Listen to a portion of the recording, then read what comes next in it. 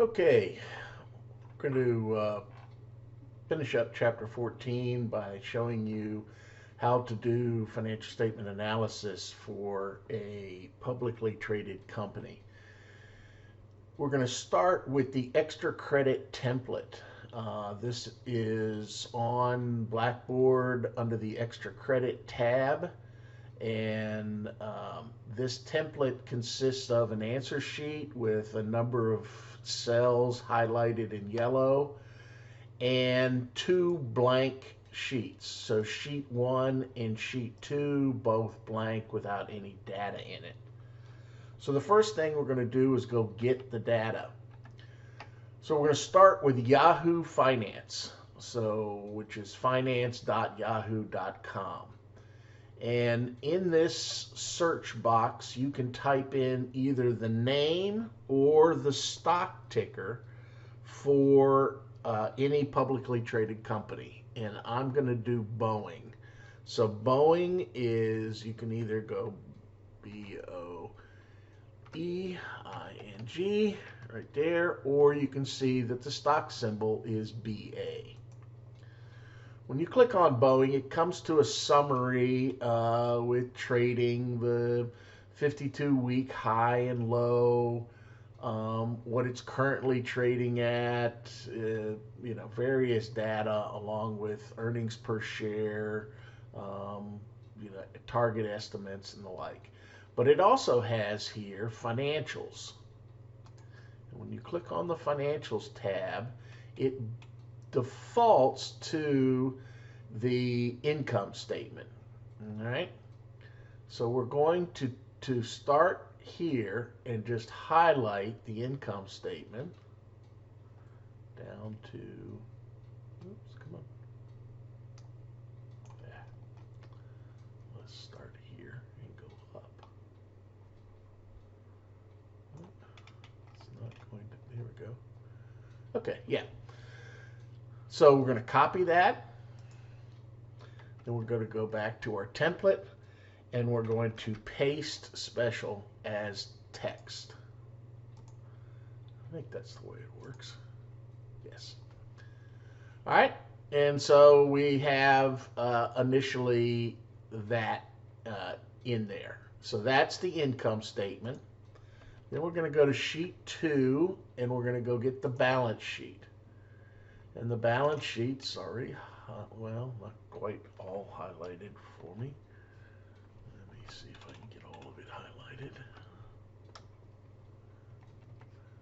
There we go. Let's go start from down here.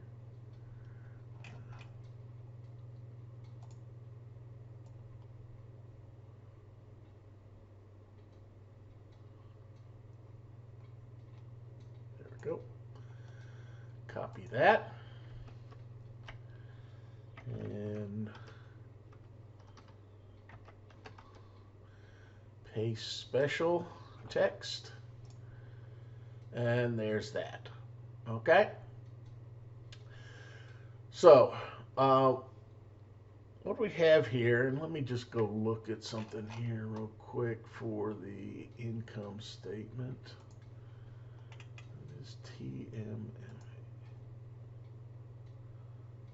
Oh, okay, so those two are the same.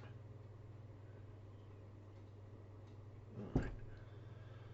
All right, the first thing I'm going to do is I'm going to take out of the income statement this first column because this first column is a duplicate of the second column.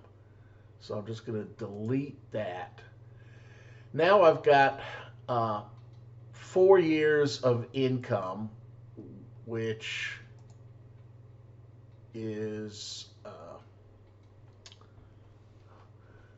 me get that text to columns.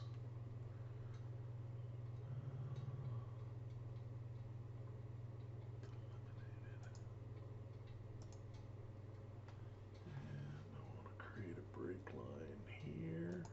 Nope.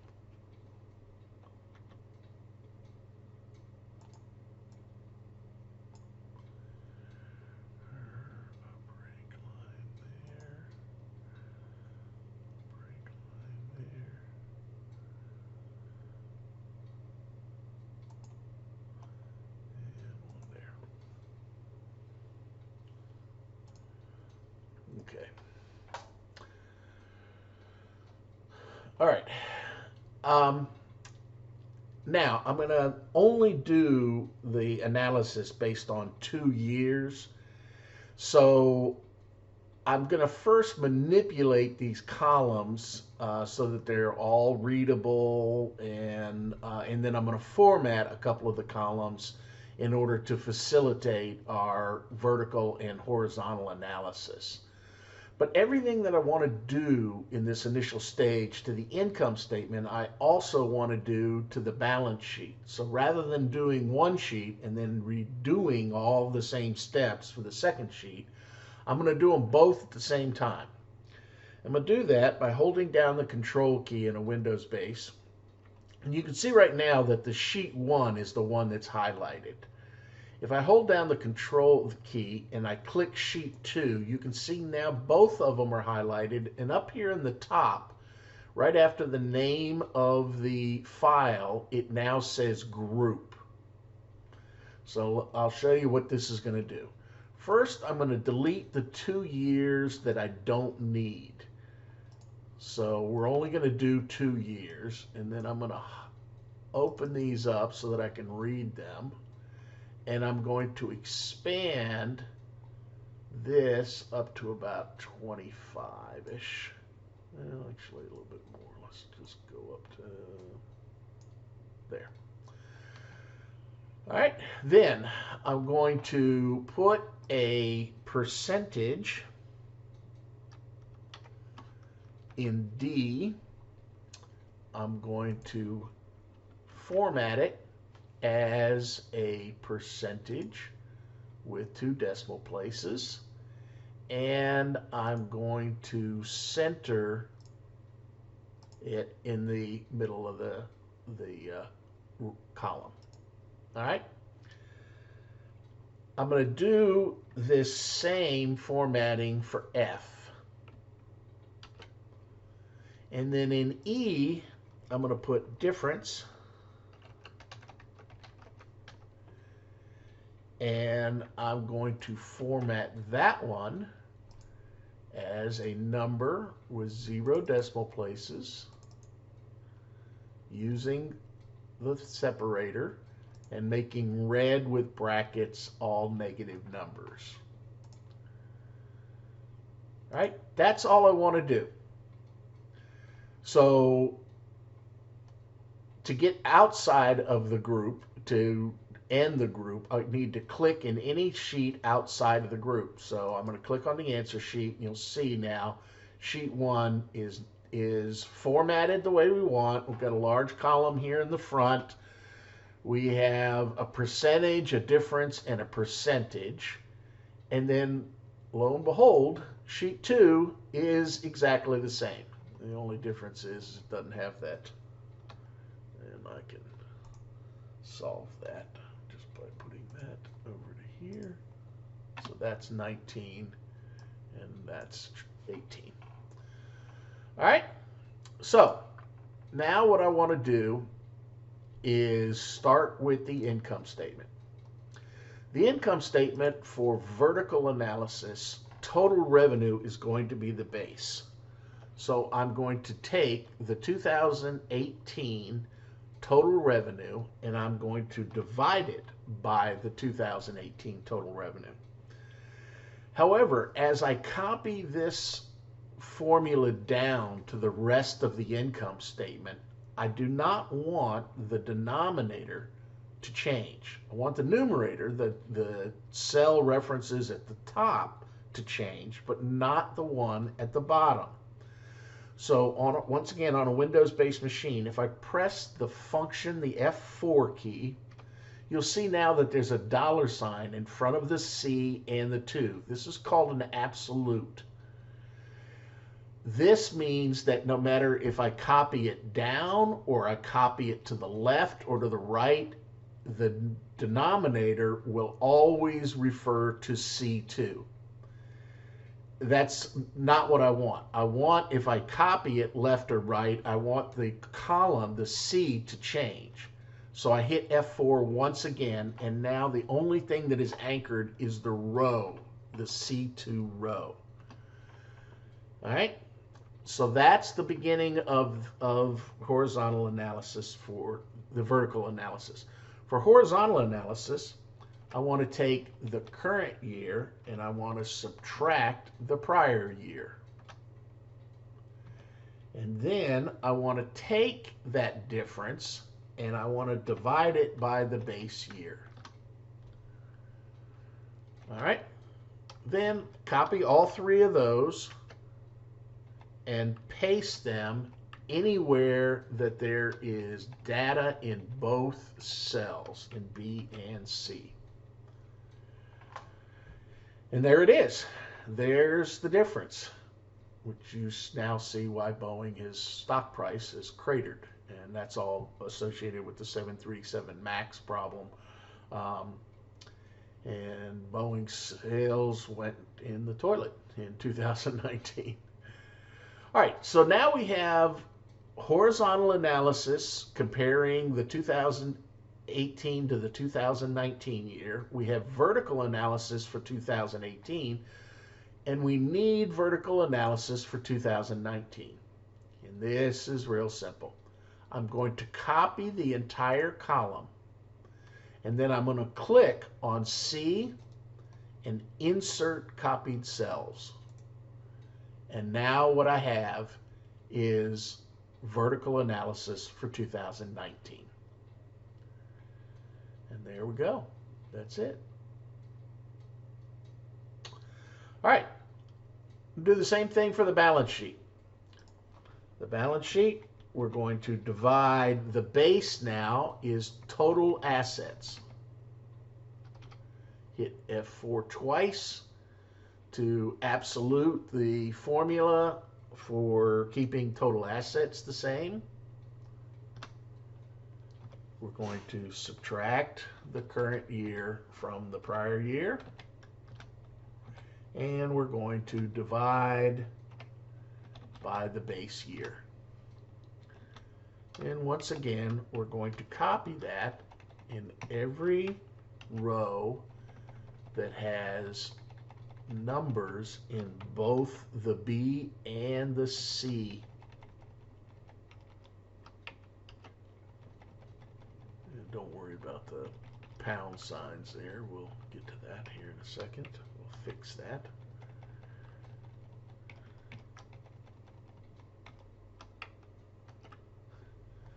And fixing that is just double clicking between E and F to expand the column so that it displays in the end. We have to do the same here. All right. Okay. So there is our vertical and horizontal analysis for 2018. And to get the vertical analysis, we're going to copy that, insert copied cells, and now we have it for 2019. And that's it. Now let's move on to the answer sheet. So the answer sheet is the 10 ratios, and these are the same 10 ratios that you're going to be utilizing for the final exam. We're going to start with number 2, just to get numbers in here.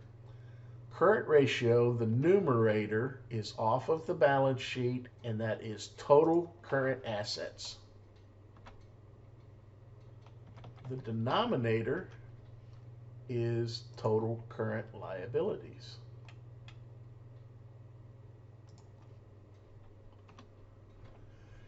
And that's a 1-to-1. Anything above a 1 is fine. Bigger the better, but that one's okay. I mean, it's not a great number, but it's not a bad number either. For the working capital, up in the top, not to forget the first one, we're going to then subtract those two numbers. We're going to take current assets and subtract current liabilities. And that gives us $4,917,000,000 in current working capital. All right. The denominator for the number 3, the acid test quick ratio, is the same. It's total current liabilities. the numerator is what can we turn into cash by the end of the week. So cash is already cash. Other short-term, well, actually, I'm going to start with total cash and net receivables. It does not include inventory. So if Boeing had to pay off all their debts that they have due in the coming year in a week, could they do it? And the answer is no. They could pay 10 cents on the dollar and that would be it. So that's not a very healthy ratio. Accounts receivable turnover. The numerator is total revenue. So total revenue from sheet 1. The denominator is accounts receivable for the current year added to accounts receivable from the prior year and then divided in half. So what that tells us is that they collect their receivables 21 times per year, or on average they collect them every 17.3 days, because number 5 is just taking the ratio that you just calculated in the turnover and dividing that into the number of days in the year, which is 365. Inventory is cost of sales. Cost of revenue is the numerator, and then inventory at the end of the year added to inventory at the beginning of the year. Divide that in half, and they have 0.9 times inventory turnover. So they 0.9 times a year, so not even once a year, they sell all of their inventory. And this is mainly due to the fact that the 737 MAX fleet is grounded, and so they have an enormous amount of inventory buildup. So as you can see, they have 387 days, almost 88 days in inventory on hand, which is very unusual and not a very good number. Okay, return on common stockholders' equity. The numerator is net income. And this one's not going to make sense, but I'll do it anyway. And the denominator is average stockholders' equity. So stockholders' equity at the beginning of the year, stockholders' equity at the end of the year, added together, divided in half. And you can see that that's, well, it says 15%, but it's a nonsense number because it's a loss here and the average stockholders' equity is negative. So that number doesn't really apply for Boeing. This other one isn't going to apply either because stockholders' equity is now an $8.6 billion negative number. But the debt number is total liabilities.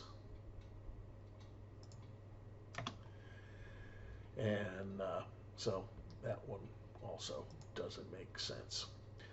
Number of times interest charges earned is not going to make sense. So this is off the income statement. It is the income before taxes and interest, which is this operating income, and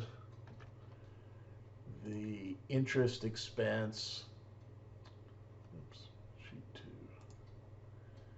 interest expense, which is there. All right, and that one, because it's a loss, also is a nonsense number. So these last three aren't really applicable for Boeing, but for most companies out there, they will in fact be applicable. All right, that's it. Those are the 10 ratios plus vertical and horizontal analysis.